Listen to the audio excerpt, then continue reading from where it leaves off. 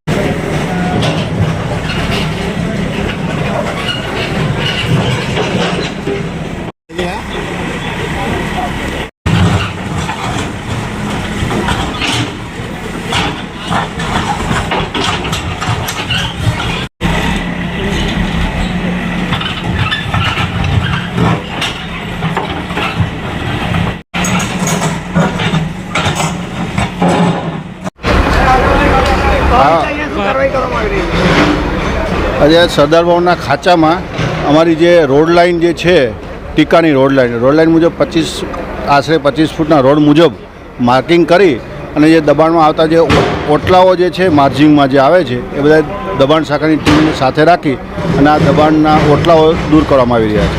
કેટલા ઓટલા દબાણોમાં દૂર કરવામાં હજુ આ ચાલુ જ છે કામગીરી, અડધે સુધી પહોંચી છે, પછી તમે ફાઇનલ આંકડો આપે। અત્યારે ત્યાં આપણે સાંઈ ભવન મંદિરથી અત્યારે અહીંયા સુધીના અમે બંને બાજુના ઓટલાઓ તોડી નાખ્યા છે, આપ જોઈ શકો છો। અને આ આખી લાઈન જ ક્લિયર કરવાની છે, જે કાંઈ માર્જિંગમાં દબાણો છે એ માર્કિંગ કરીને તોડવાનું, અને સવારમાં અમે માર્કિંગ કરી દીધેલું છે। વોર્ડ નંબર 14 સરદાર ભવનનો ખાંચો, એમાં ટ્રાફિકના રિલેટેડ જે નડતર રૂપ હતા એને રોડ લાઇન મુજબ ડિમાર્કેશન કરવામાં આવેલ છે અને ઓટલા પગથિયા જે કે દબાણો આવતા હતા નાના મોટા એ દબાણ દૂર કરવા દબાણ શાખાની ટીમને સાથે રાખી દબાણ દૂર કરવાની કામગીરી હાથ ધરેલ છે અને સાથે પોલીસનો સ્ટાફ બી સાથે રાખેલ છે। એ હવે આગળ જે રીતે હાથ કામગીરી ચાલુ કરવામાં આવેલ છે, જે રીતે રોજના રોજ રૂટ લેવામાં આવે છે એ મુજબ કામગીરી કરવામાં આવે છે।